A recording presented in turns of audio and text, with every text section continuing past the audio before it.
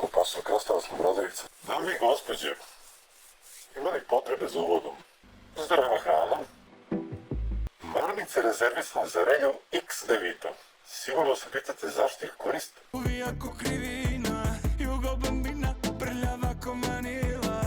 Sad mi je jasno zašto su mu potrebne maramice. Dolazim do zaključka da reljak halucinira. Ko zna kakva je ova jabuka što on jede. Inače reljak jebote za malo da se ekspozuje. Vratite pažnje na ovu modu. Kolekcija Selje i čoban 2021. Kažu neke stvari samo vide se po... Evo, vidna halucinacija.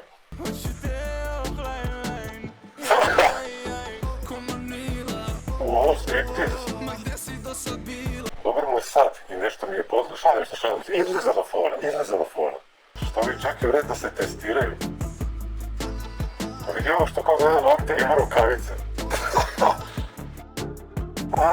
Sad mi je jasno, ovo je belo roblje. Tačnije, seksualno roblje. Samo ne vidim gde su oni kojima se naplaćaju ulazu. Ovo je pogled. Ne čekaj me, majko. Jedna vožnja u koži, ona voli kad smo loši.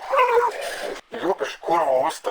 Prekršio si pravilo broj 1. Sveto pravilo. Da i ko zna koliko se kuraca popušio. U stvari ne. Ipak vidimo da koristi kondom. Ovo se zove oralni kondom.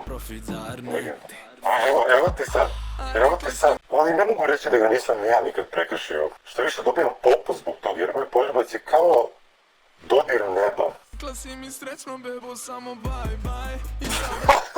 Je realno da je takav štiglić da ga nose. Gledaš mnogo lepo, snimi taj balmaj. Pogledom.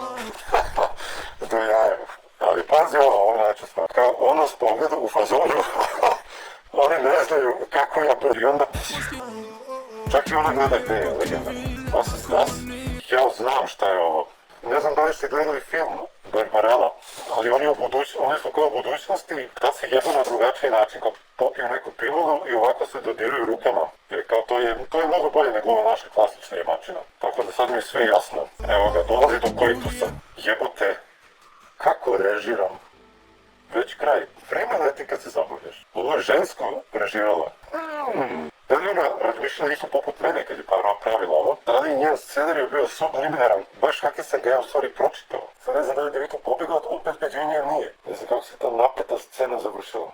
Miriše mi na nastavak.